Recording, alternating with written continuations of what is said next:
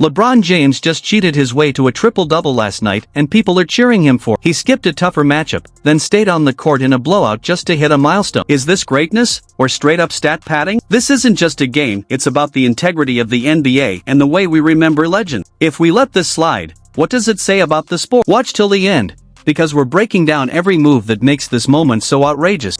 He turned down Wembanyama and playing in that game so he could be rested up to chase this triple-double against the Dallas Mavericks. It's not a good look for LeBron. He is Jason, not. The NBA needs to lose this guy. They need to shed the weight of this fraud so they can fully start healing this product. Whoever knows, knows, and whoever doesn't, doesn't. Like the LeBron, the blind apologists, the bootlickers and jock sniffers out there will be groveling at the feet of the fraud king all day today over this sham triple-double. It's just laughable. Sports commentator Jason Whitlock has launched a sharp critique of LeBron James, and this time the backlash isn't coming from an opposing player or a heated social media debate. Instead, it's coming from a media figure well known for voicing opinions that many others hesitate to express. Whitlock's main accusation centers on what he believes is stat padding, specifically claiming that LeBron chased a triple-double during a one-sided blowout while choosing to sit out an earlier, more challenging matchup to stay rested. That claim has quickly spread across sports media, fueling intense discussion and once again placing LeBron's legendary career under serious scrutiny in a way that hasn't happened in quite some time. Last night, historic moment, Skap. I know you know where you were at last night. He became the oldest player with a triple-double. Do you think LeBron James is chasing milestones now, or are the critics just overreacting? Share your honest opinion in the comments. I found this tweet. I think it was from Apex Jones. Just trashing. Yeah, it was from Apex Jones. My memory's great. The king of stat hunting, stat padding, and smoke ducking, LeBron James. LeBron, you can't use his full name. The face of the NBA's load management black eye shamelessly load managed the 2-seed Spurs. He skipped the game with Wembanyama and the Spurs, and then stays in a 20-point blowout over the 12-seed Mavericks to chase a triple-double. He stole a rebound that clearly belonged to Jackson Hayes to become the oldest player to record a triple-double. The controversy seemed straightforward at first. Late in a 20-point blowout, LeBron James stayed on the court to grab his 10th rebound, securing a triple-double and making history as the oldest player to do so. Fans cheered the milestone, and social media celebrated his longevity, but not everyone was impressed. Jason Whitlock and his co-host saw something different, a veteran chasing personal stats over team flow. They questioned why LeBron played big minutes in an easy win after sitting out tougher games, labeling it stat padding, legacy management, and, harshly, fraud-like behavior. This single play defines his career, holy cow, career, using Hayes' box out to steal the rebound. Hayes worked for and pad his numbers to reach another milestone, fraudulently cheating the game and his teammates for his own self-aggrandizement. 23 years, a fraud. Whitlock sees it as more than a single rebound. It's a reflection of LeBron James's career mindset. Always tuned into the narrative, mindful of the stats, constantly chasing moments that shape his legacy. That triple-double wasn't just a stat line, it was a statement, a reminder that LeBron knows how history remembers and is determined to steer the story in his favor. I was going to say, Apex Jones sounds like he hates LeBron more than I do, so shout out Apex.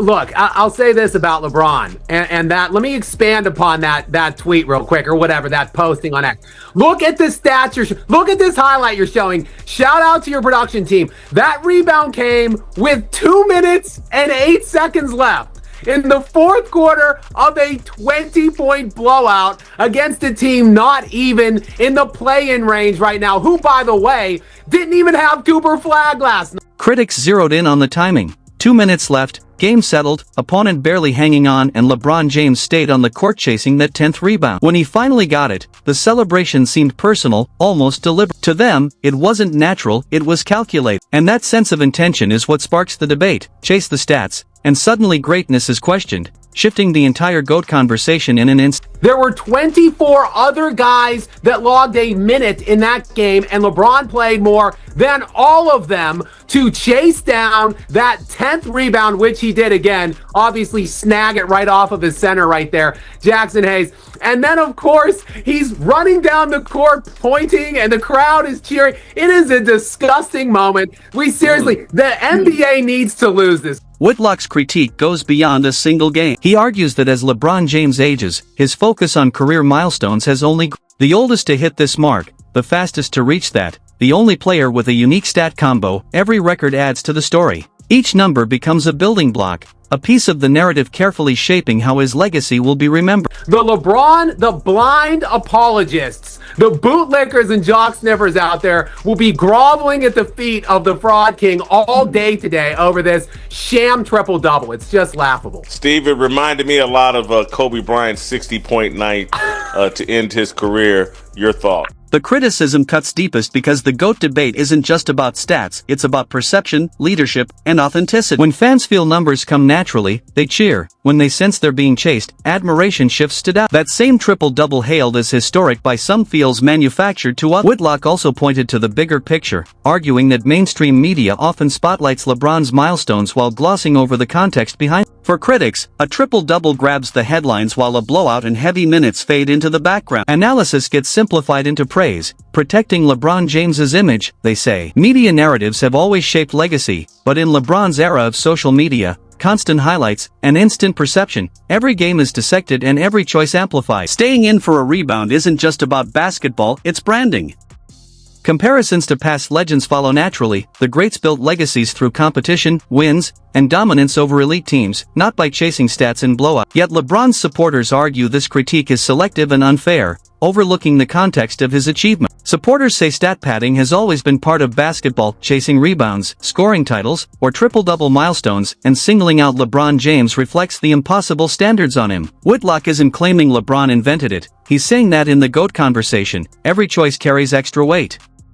Every decision is magnified, every perception scrutinized. Critics also question leadership. In a blowout, should a star chase personal stats or protect his body and the team's long-term success?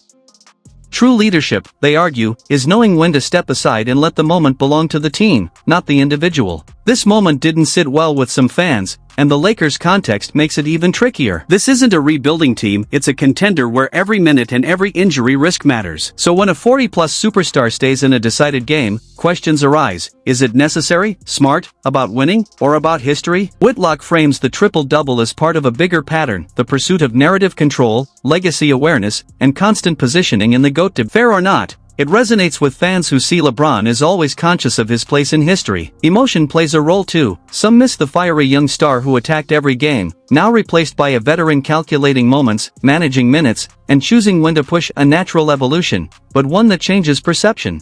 Whitlock's sharpest critique wasn't the rebound itself, it was what it symbolized: ego, self-promotion, a focus on personal milestones over team identity. Whether fair or exaggerated, it highlights just how polarizing LeBron James remains after 2 decades. LeBron isn't just a player, he's an institution, a brand, a symbol of modern basketball. Every moment feeds a bigger narrative, every stat fuels the GOAT debate, and every choice sparks conversation. Fans split instantly, some see historic greatness, longevity, and record-breaking dominance. Others see calculated stat chasing and image management. The reality? It probably lies somewhere in between. After all, great players always care about their numbers. Chasing milestones and shaping a legacy doesn't make players frauds, it makes them competitive. But the debate lives in the tension between personal achievement and team success. Whitlock's take hit hard because it challenges the myth of LeBron's purely organic greatness, turning a celebrated triple-double into calculated stat padding. In today's social media era, perception spreads lightning fast. Clips go viral, opinions harden, and narratives form before context can catch up.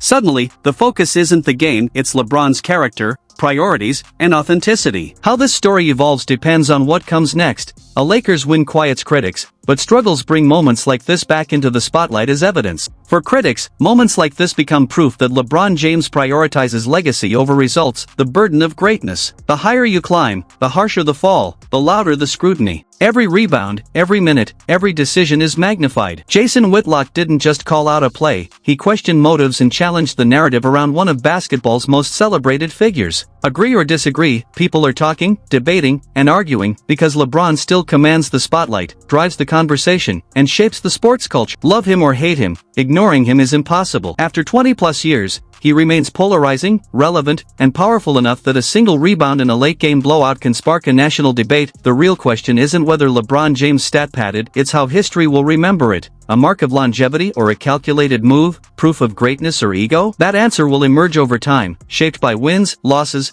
and the closing chapters of a career that refuses to fade quietly. For now, the debate rages, critics see stat chasing, supporters see brilliance, and LeBron keeps playing, producing, and adding to one of the most scrutinized legacies in sports. It's about more than numbers, it's about meaning, perception, and legacy. Every time he steps on the court, he's not just playing, he's shaping how he'll be remembered. What's your take, historic greatness or stat padding? Sound off in the comments, debate with fans, and don't forget to like, subscribe, and share for unfiltered NBA analysis.